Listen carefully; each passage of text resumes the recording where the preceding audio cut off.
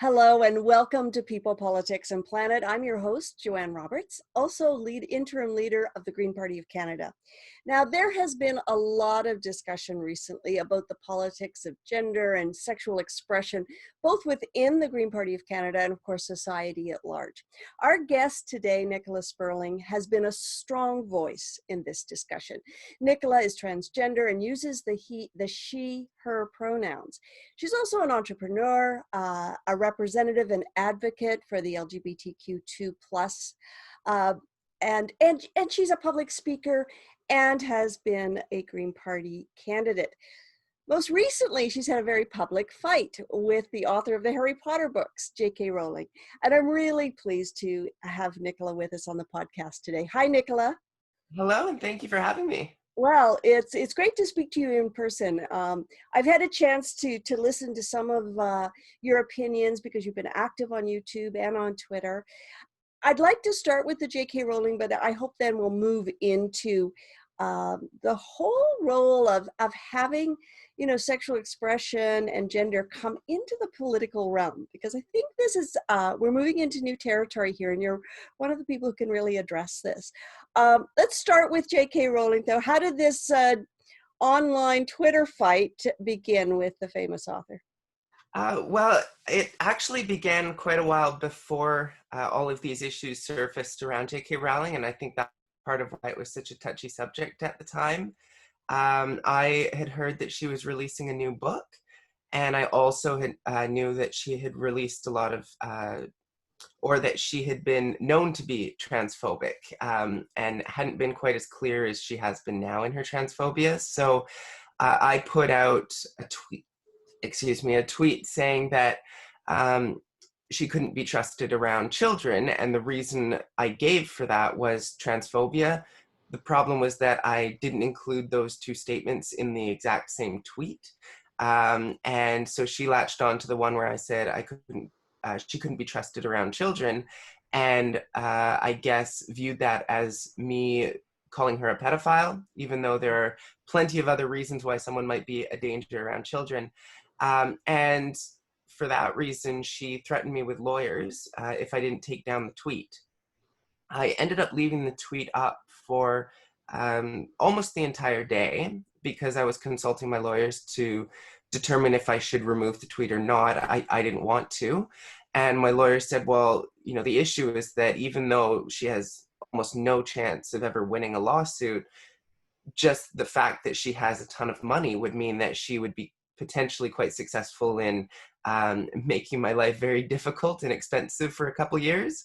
And for that reason, I decided it would be better to remove the tweet and then put up some new tweets that could stand on their own, that were very clear in why she couldn't be trusted around children, and it was because of her transphobia. So that's what I did. Those went viral. A lot of my tweets since then have gone viral. So it just became a big talking point. And then shortly after that, that she started releasing all of these comments on trans people and started displaying her transphobia quite clearly. So, in a way, I think she's proven my point pretty clearly right now. But the interesting thing was sort of how she found the tweet in the first place. And it was because I'd put it up about almost a week before she actually responded to it. And the reason she found out about it was that I had quite a few transphobic, anti-trans people that had been following me because of some back and forth that I'd had with Megan Murphy from the Feminist Current, who's also someone who's quite transphobic. And they just started this sort of calling card for J.K. Rowling where they were tagging her and using this gender woo-woo hashtag, which is a really strange hashtag, but that I think is how she became aware of the tweet in the first place. So I've heard some commentators say that that community that is outspoken on, against those who are transgender tends to be fairly small but very vocal and has some very powerful people in it. What's your impression of where the argument is and how strong those who are transphobic, how strong that community is? I mean, it's very strong in the sense that they're able to communicate with each other and call each other in and basically create these group attacks on people. And they try to do something which is called ratioing tweets, where there's more comments than there are likes on a tweet. And that is supposed to be proof that the person who's tweeted is in the wrong. So they kind of do that to give this appearance that they have a lot of support and that they have the correct opinion. Um, but yeah, the reality is that there are not as many of them as they would lead you to believe. There are just a few sort of figureheads that they'll latch onto, such as now J.K. Rowling. And before that, it was Graham Linehan, who was very vocal on Twitter, especially for folks in England. But he's recently been banned from Twitter for basically posting the same kinds of things that J.K. Rowling has been posting, but on a much more regular basis. What's their fight? What's their basic argument? Uh, it really varies from person to person. They seem to pick a different argument depending on what it is that you address. Typically, what they'll tell you is that they support women's rights, the ability for women to have their own spaces, and also that they don't support mental illness. Those seem to be the main talking points. And that implies that one, trans people are mentally ill, and also that trans women are not women. And those are sort of the points that we try to break down whenever we see this group of people attacking trans folks. So one of the terms that I became familiar with because of your fight with J.K. Rowling is TERF. Do you want to just explain what a TERF is for us all? Sure. So a TERF, again, these folks will call that a slur, just as they'll call cisgender a slur. Oh, really? The Cisgender is a reality, slur?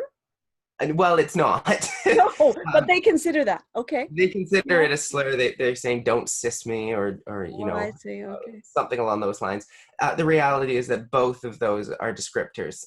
So TERF just means trans exclusionary radical feminist. These are people who consider themselves to be radical feminists, but they exclude trans people. So it's a very accurate descriptor.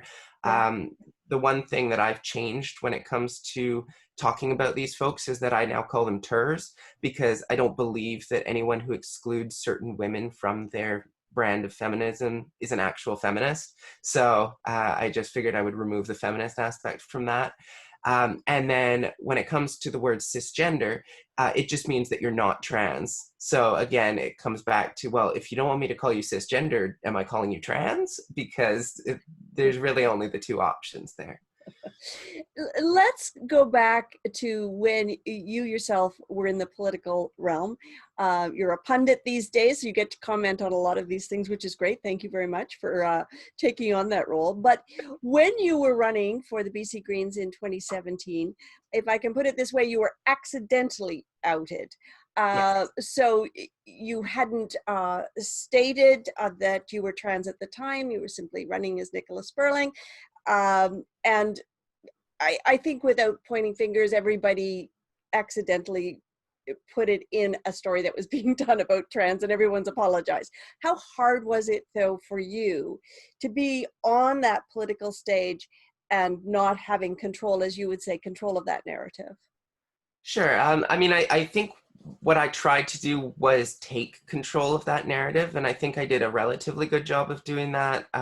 What originally happened was there was a miscommunication between the communications department within the Greens and Global News, and someone had let slip that I was trans but hadn't provided permission to mention that in the article. Global News never bothered to reach out to me to ask if it was okay for them to put that on the news. So that came out one evening. I started getting texts from people saying, "I saw you on TV." Yeah. And I was asking, well, why did you see me on TV? Yeah. And found out what had happened. And then I decided to put out a Facebook post explaining the dangers of outing a trans person. And it was a Facebook post I'd actually crafted long before any of that happened. The reason for that is I figured I was going to get outed as part of that campaign, because politics can be quite dirty at times. And I wanted to be able to take control of that narrative, as you said, and also highlight the dangers of outing trans people. So when that all happened, that Facebook post was picked up by a variety of media outlets, more so than the original the Story original itself, TV yeah. story. Exactly. So that ended up getting the attention of Huffington Post Canada. It was spread across the country, and that's really what ended up outing me on the national scale. I think it wasn't necessarily a bad thing in retrospect, but at the time I'd only socially transitioned a few months before running in the election, so it wasn't something I had a lot of experience dealing with, and it was basically like being thrown in the deep end and trying to figure out how to navigate that. But in the end, it gave me a lot of name recognition. It gave me a lot of supporters in the community through social media, and through all of that, it really sort of advanced every aspect of my life, whether that was in politics or even in my career. And I think um, spoke to a lot of people who you might not have spoken to just within your riding, because by going national, I think there are a number of people I know within the party who can point to that moment and go, if Nicola can do this, maybe I can. Well, I mean, I hope that's the case. That would be really nice if I had that impact on people and gave them sort of the freedom to express themselves, or maybe to learn about what it means to be trans. Right. And I think it also helped in the sense that global news changed their policies to make sure that they're asking permission of LGBTQ2 plus folks before they put their sexual orientation or gender identity into the universe. Yeah, let's talk about what comes about. I mean, I've just mentioned one of the positives, as have you. I mean, name recognition is important, especially in politics, and I do think it provided encouragement to many people who were wondering about their sexual identity or their sexual expression. Uh, But there's a negative side to this too. I mean, very quickly, without preparation, you you open yourself up to a level of discrimination, I would think. Yeah, I mean, I don't know about discrimination because I tend to view discrimination as someone um, actively stopping you from doing certain things. I don't necessarily view it as people spreading hate online. And I mean, perhaps you could consider that discrimination, but for me, I don't face a lot of discrimination in person, primarily because people don't realize that I'm trans when they first see me. Right. So I tend to be able to skate through that aspect of my life pretty easily. But I know that a lot of people don't. So that's why I tend to be quite public about supporting trans people and sharing my story, because I don't want to be a trans person that is just living in the shadows. I want to be someone who uses that privilege to be vocal. And I think that's sort of what I was able to accomplish through all of that is even though I was taking on a lot of hate online, I kind of was able to separate it in some ways because I wasn't seeing it directly in person, which I find much more difficult to deal with. Um, and at this point, I think at the beginning it was affecting me quite a lot. But the more I was getting attacked by hateful individuals, the easier it became to just tune that out. And I think Megan Murphy really helped with that when she sort of sent all of her followers to attack me. I struggled a little bit with that, but that was the first time that I was able to just say, look, I'm setting my phone aside, I'm not looking at it, and this is just going to be way easier than trying to go through all of these comments and respond to people, because I have supporters that are doing that already and helping me out with that. So I was able to save my energy for the times that I did want to get online and I did want to respond to that hate. And then J.K. Rowling was just a completely different level of that. I think at one point I was receiving about 20 notifications a second on Twitter. Really? That was absolutely unbelievable. Mm-hmm. Oh my goodness. So, okay, let's talk about what you've learned, because I think I sense in that response a couple of things that are survival techniques or things that you learn so that you can manage. And I think that's important for people, especially people in politics. So if there was someone out there who has transitioned or who's thinking about the transition and says, I want I want to make a positive change, and I believe that running for office is a way to do that. What would be your advice? Um, I mean, I don't want my advice to be grow a tougher skin because that's not how politics should work. But the reality is that's sort of what you need to have in order for you to be able to run in politics as a marginalized person in general, not necessarily just as a trans person. And I think that's something that Amita Kuttner has been facing. It's something that we faced together when this whole J.K. Rowling situation started, and it seems like that's dying down a little bit for them. But certainly when you look at folks like that, or when you look at my experience in 2017, you can understand how difficult it is, and you really need to be prepared for it going in. So when I ran for politics, it was on the assumption that I was going to be outed, and I didn't know that it would be in such a public way. I didn't know that it would be through the media. I thought it would be, another candidate potentially revealing that, or someone who supported another candidate. But unfortunately, I think that would have to be my advice, is just to be prepared Right. for being outed. And knowing it's a very public forum. Exactly. Every aspect of your life that comes to the surface. People go digging through your social media. They try to find posts you made as a teenager. They look for basically any kind of dirt to use against you. I think that another aspect of being a political candidate who's trans or non-binary, because I think that Amita, I mean, they have been very brave in many cases, because they're not standing just for themselves. Sometimes they have to stand for the whole non-binary world, just as, and I think that that might be something I would also say to someone who was trans who wanted to be a candidate. Sometimes you take on every trans person, even though, just like I don't represent every woman, there's someone who's a male doesn't represent every male. Unfortunately, we're still at that stage where there's a rare enough occasion that you kind of have to take on everybody who uses similar nomenclature. So that's a tough one. I feel that would be very difficult. You want to stand and be you, right? Yes, you do want to stand and be you, and you don't want your identity to take over your campaign. It should just be a piece of that. Right. And I think when I ran, there were 3 other trans people running, but with Amita, there really aren't other non-binary people that I'm aware of in politics. So they really are taking on a lot of that responsibility. And part of that responsibility is sticking up for LGBTQ2 plus folks, because obviously as a non-binary person or as a trans person, you want to be able to elevate the voices of people within that community and stand up for people's rights who are marginalized. But you need to be very careful that that doesn't become all of your campaign. And it's not necessarily that you've chosen to make it your entire campaign. It's that other people will read about you in the news, will read about the fact that you're trans or non-binary, and will craft that narrative around you and say, well, you're a single issue candidate, that's all you're running for. And that was part of the reason that I didn't want to come out when I first ran. And it's part of the reason that Amita and I had a conversation about how to come out and what that looked like before they did that.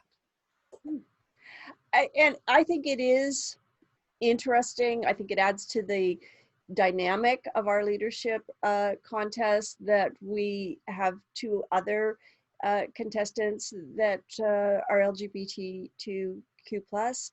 I think it has meant, if nothing else, we're having a discussion about sexual expression, sexual orientation, gender, identity. What are these terms, and the fluidity of it, which I think for many is, I won't say it's a first time, but it's not issues that they've looked at. And I actually believe we will come out of this race with at least a much more open party.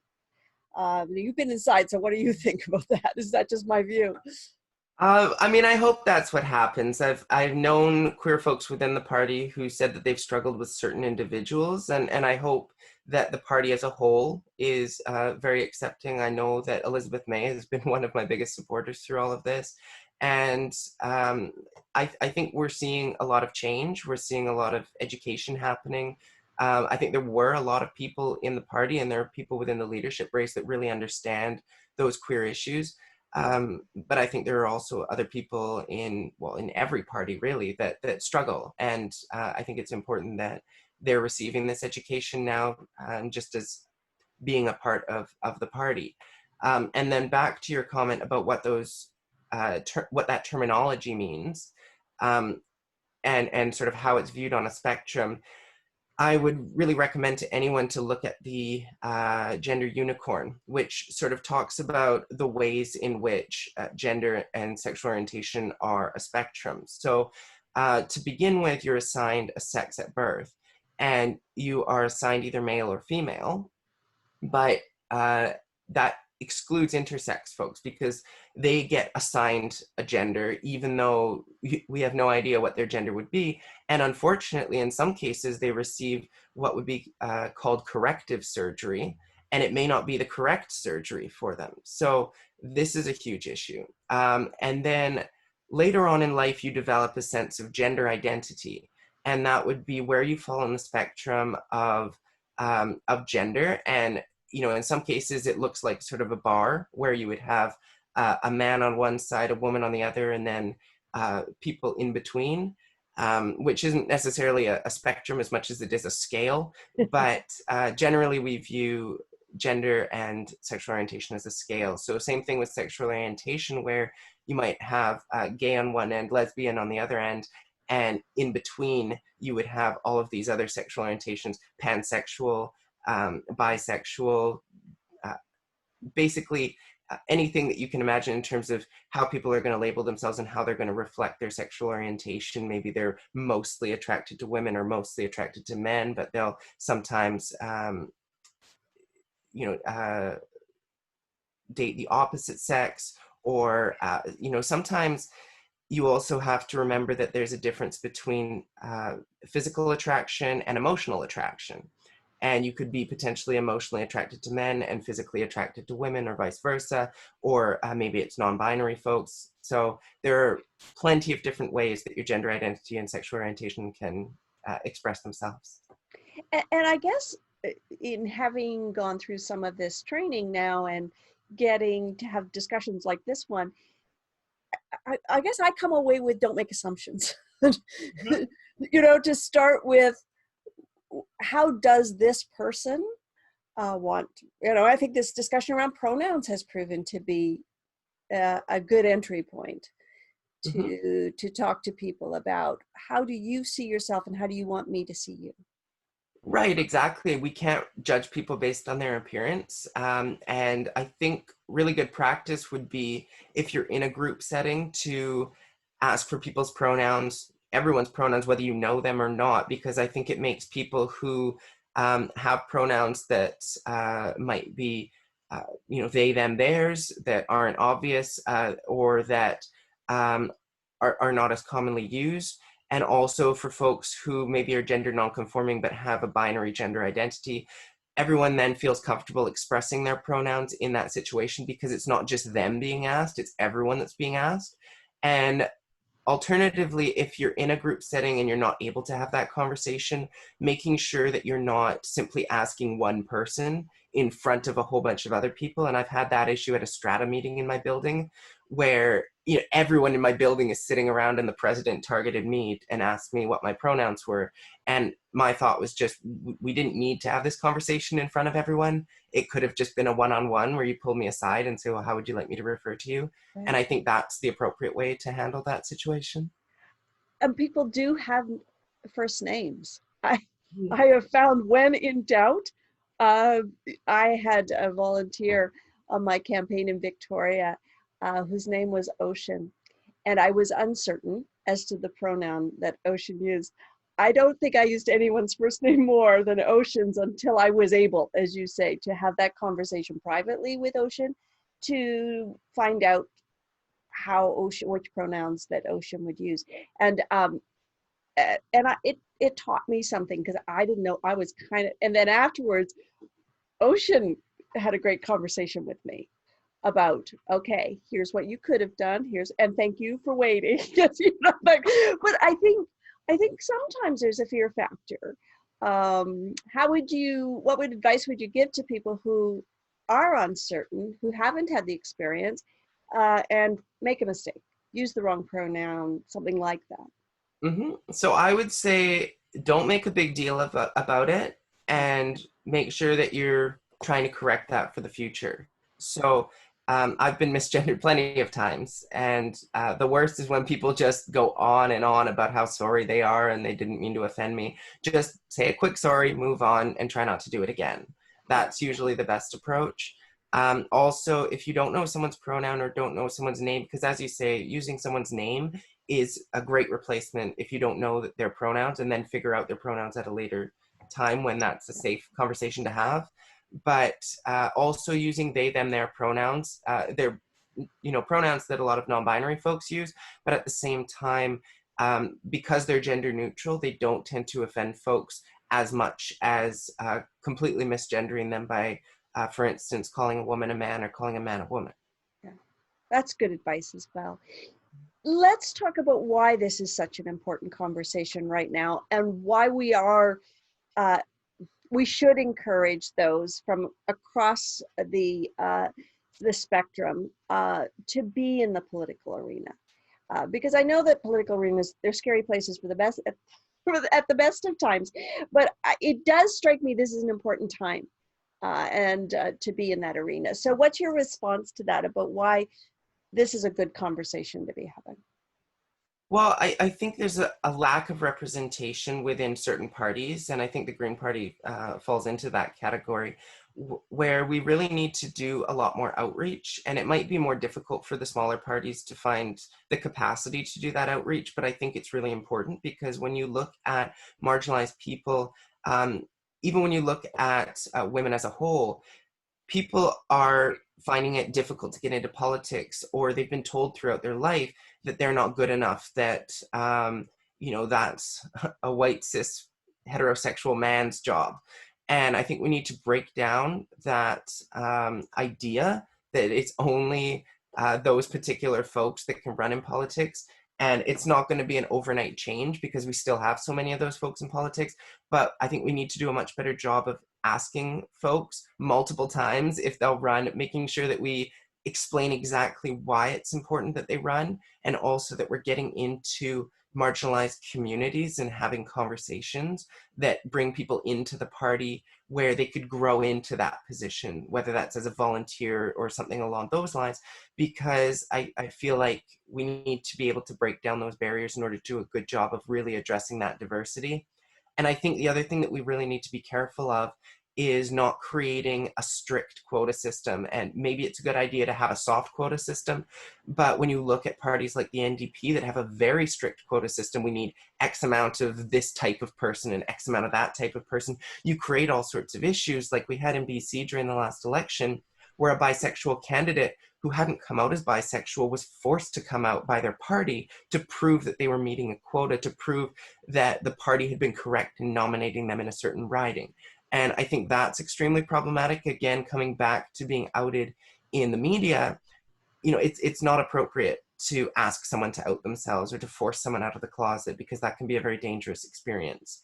As far as the importance of having those people in politics, when you're not represented, you really have no one in politics that understands your experience, that can relate, that can show empathy. So you have to be able to really clearly describe what the issues that are facing you are to these folks who potentially are never going to have a clear understanding of what it is that you're going through.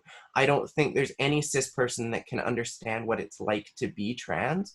And it's not something that we're able to really put into words. It's just this innate sense of being.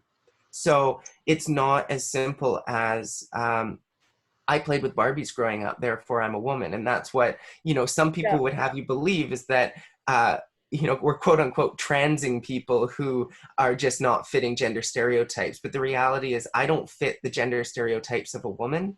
I'm very much more masculine in my likes, even in the way that I carry myself in a lot of cases. And that's just who I am. That has nothing to do with my gender identity. Perhaps it would be considered gender expression. And that's just the example of trans folks, the types of things that cis people really don't understand. But I think that applies to every community. When it comes to the Black community, for instance, which we're talking about a lot, I don't understand the struggles that Black folks are going through. I listen, obviously. I try my best to understand. I read the news. I try to educate myself as best I can. But the people who can really create change are having those marginalized people in government who have that understanding and can reflect that understanding in political decision making, in legislation that gets brought forward. Such an important statement. And I think, well, I agree with you completely. I think the first thing that has to happen is the asking. We have some research that says you have to ask a woman 8 times before she will agree to run as a candidate. I suspect it's a higher number if you come from a non-binary or a trans or an LGBTQ2 plus community. But asking is a place to start. But then you have to have safe spaces. And this is what I think we're now having to work on, is making sure that people who come into the community, into the party, don't feel that they're tokens, that they're going to have to, again, back to what we said before, represent their whole community, but that simply can come in and be themselves. And that takes, I'm grateful for this conversation, because I think the more people who we invite into the community, the more we will learn. And comfort level goes up. Like,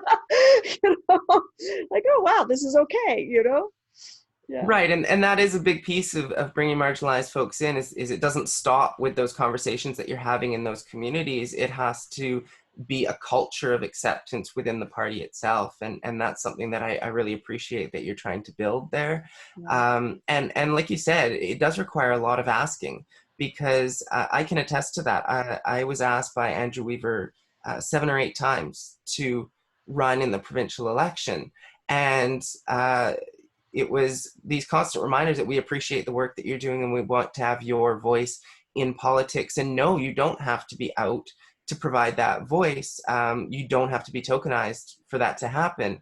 And I think that's a really big thing, because if I wanted to be out, I could be out, but the party wasn't requiring it.